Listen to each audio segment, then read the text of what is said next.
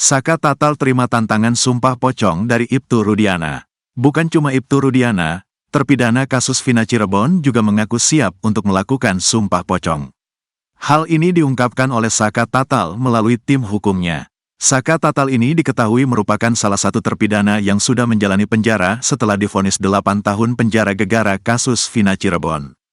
Kini, untuk membuktikan dirinya tak terlibat, Saka mengakukan peninjauan kembali, PK. Sidang PK sudah selesai, tinggal menunggu putusan Pengadilan Negeri Cirebon. Terbaru, pihak Saka Tatal meminta Ibtu Rudiana benar-benar melakukan sumpah pocong. Bukan cuma itu, Saka Tatal juga siap melakukannya.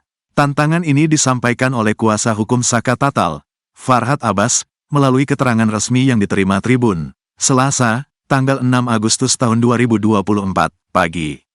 Kemarin kami resmi mengirim surat kepada Rudiana mengenai tantangan untuk sumpah pocong karena Rudiana siap untuk sumpah pocong tidak merekayasa, tidak ada pemukulan, ataupun inisiatif penyelidikan sendiri, ujar Farhad Abbas.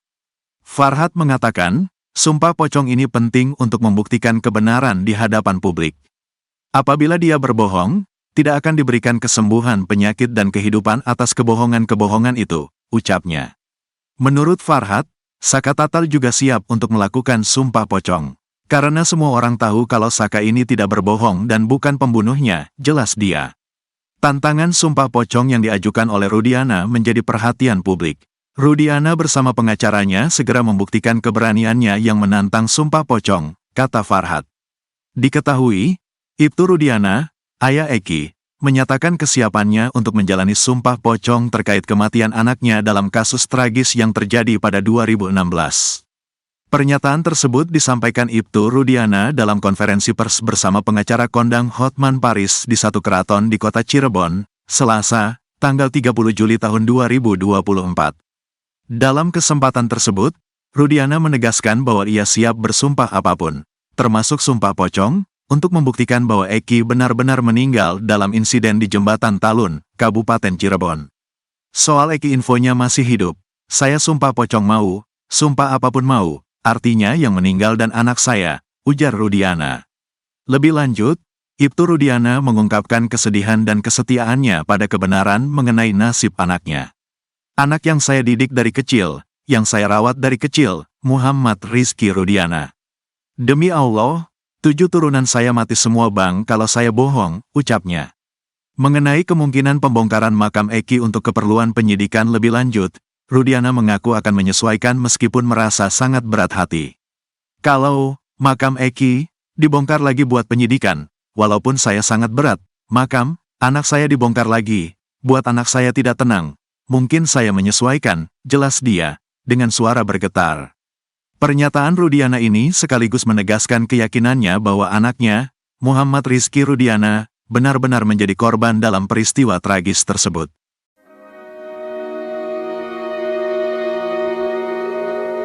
Tangis tak terbendung saat Aep, saksi kunci kasus Vina Cirebon bertemu ayahnya, Rudi Pelor.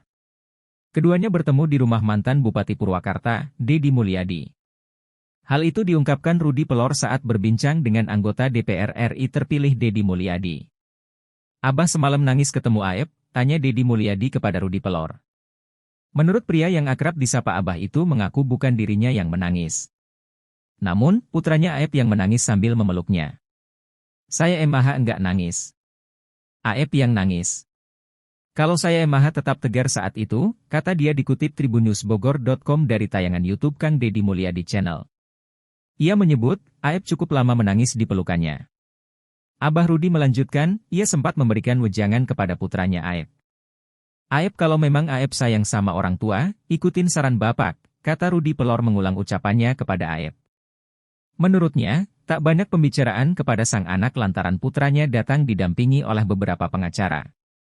Namun, ia menegaskan ucapannya kepada Aep hanya ingin menyadarkan putranya dan bisa berkata jujur tentang kasus Vina Cirebon yang kini menjadi sorotan publik.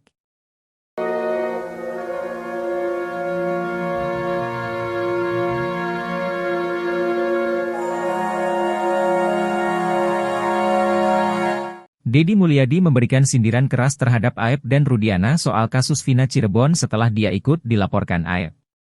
Hal ini disampaikan politisi ini dalam acara diskusi yang ditayangkan Kompas TV, Jumat, 2 Agustus 2024.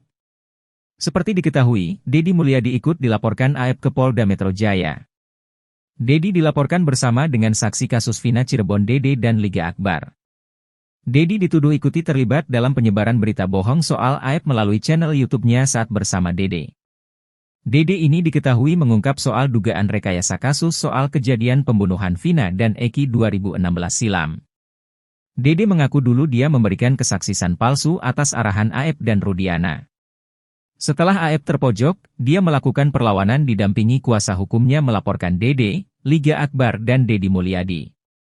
Deddy menyindir bahwa kasus Vina Cirebon yang menjebloskan para kuli bangunan ini adalah kasus amarah. Dua amarah ini, kata Deddy, saling bertemu. AEP memiliki amarah, karena sebelum kejadian AEP pernah digerebek orang-orang yang kini dipenjara karena dugaan mesum merekanya membawa perempuan ke tempat kerja malam-malam. Orang-orang yang dipenjara juga memiliki kesalahan saat itu, karena mengikuti amarah memukuli AEP. Saat AEP memendam amarah, Rudiana mendapati anaknya Eki bersama Vina meninggal. Beberapa hari kemudian ada kecurigaan diduga oleh kesurupan Linda, teman Vina yang juga diduga memendam amarah. Setelah itu sampai info itu ke Rudiana dengan amarahnya bertemu dengan AEP yang juga sedang amarah.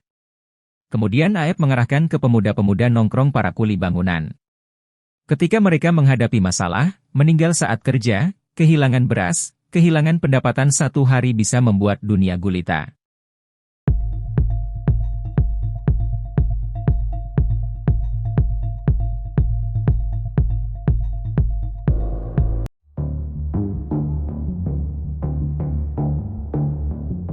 AEP salah satu saksi kasus Vina diam-diam temui ayahnya pada tengah malam. Pertemuan ayah dan anak ini berlangsung di Lembur Pakuan, rumah milik mantan Bupati Purwakarta, Deddy Mulyadi. Deddy Mulyadi mengatakan, saat pertemuan Rudi Pelor dan AEP, dirinya sedang tidak ada di rumah. Sebab, ia sedang menonton wayang golek di wilayah Kuningan, Jawa Barat hingga menjelang subuh. Abah Rudi bercerita, kedatangan AEP tak sendirian, putranya tersebut dikawal 4 orang yang tak ia kenal.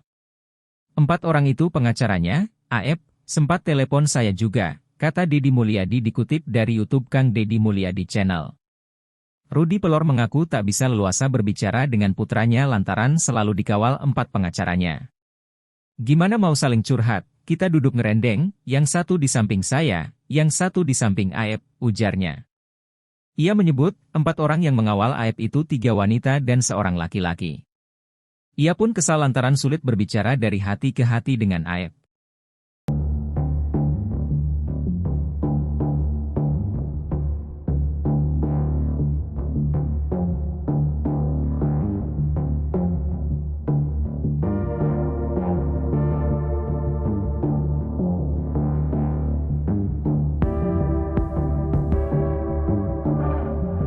Riswanto, 30.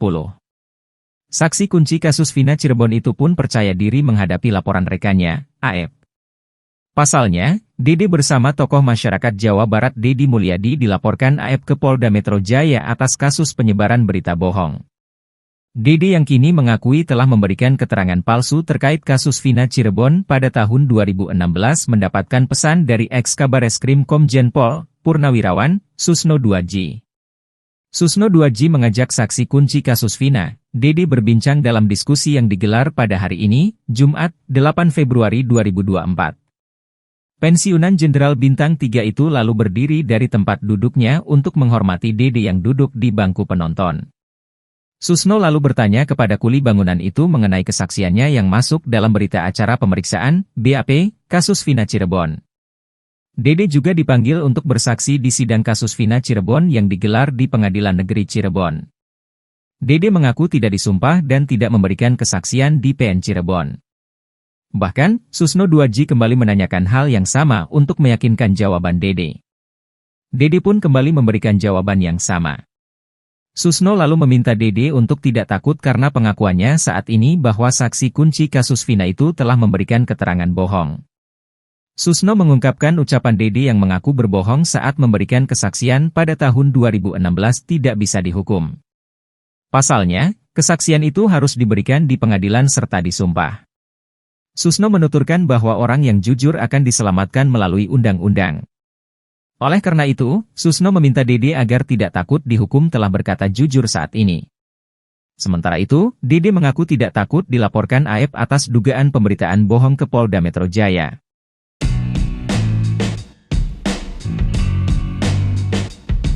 Penasihat ahli Kapolri Komjen Pol Purnawirawan Arianto Sutadi akui bukti pembunuhan di kasus Vina kurang. Padahal, sebelumnya Arianto Sutadi sempat membela Ibtu Rudiana mati-matian. Arianto Sutadi bahkan menyarankan Ibtu Rudiana untuk melakukan sumpah pocong. Namun saat ditantang menyebutkan bukti pembunuhan, dirinya terang-terangan mengaku tak bisa. Tantangan kepada Arianto Sutadi itu disampaikan oleh kuasa hukum Saka Tatal, Farhad Abbas. Saya berani nantang Pak Arianto, berani gak menunjukkan dua alat bukti yang membuat Bapak yakin itu adalah peristiwa pembunuhan dan pemerkosaan, kata Farhad Abbas dikutip dari salah satu TV swasta, Jumat, 2 Agustus 2024. Menanggapi tantangan Farhad Abbas, Arianto Sutadi pun mengaku tidak bisa membuktikannya. Saya gak bisa menunjukkan wong saya gak ikut dalam persidangan ini kok, kata dia. Namun Arianto meyakini kasus Vina Cirebon merupakan pembunuhan, bukan kecelakaan. Hal itu kata dia, sudah dibuktikan dalam persidangan 8 tahun lalu. Meski begitu, Arianto Sutadi mengakui bahwa pada persidangan 8 tahun lalu buktinya masih kurang. Walaupun buktinya mungkin kurang lengkap, tapi itulah yang diambil keputusan oleh hakim. Akhirnya beliau memutuskan ini adalah kasus pembunuhan, jelas dia. Arianto pun menegaskan bahwa dirinya membela Ibtu Rudiana bukan arahan dari Polri. Saya hanya menyampaikan pandangan saya berdasarkan pengalaman saya sebagai polisi. Kalau melihat kasus seperti ini, kira-kira apa yang sebetulnya terjadi, kata Arianto.